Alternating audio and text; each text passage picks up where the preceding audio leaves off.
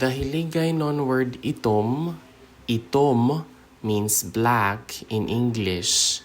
Itom, itom. Itom ang iya buhok. Itom ang iya buhok. That means his or her hair is black. So iya is his or her, it's gender neutral. Buhok is hair. So her or his hair is black. Itom ang iya buhok. Itom ang iya buhok. Ang itom nga aso nagapakita sang sunog. Ang itom nga aso nagapakita sang sunog. The black smoke shows there is a fire. So itom nga aso is smoke. So itom nga aso is black smoke. Pakita is like show or see, and then sunog is a fire. So ang itom nga aso nagapakita sang sunog. Ang itom nga aso nagapakita sang sunog. Itom ang iya sapatos, that means his or her shoes are black.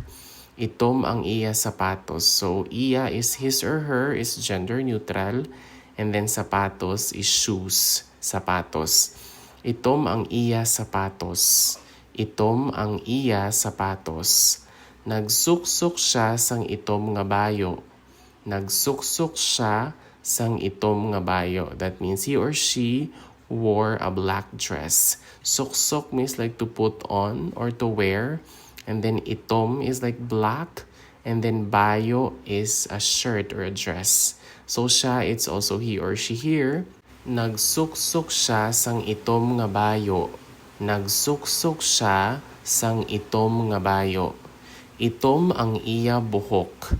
Ang itom nga aso nagapakita sang sunog. Itom ang iya sapatos.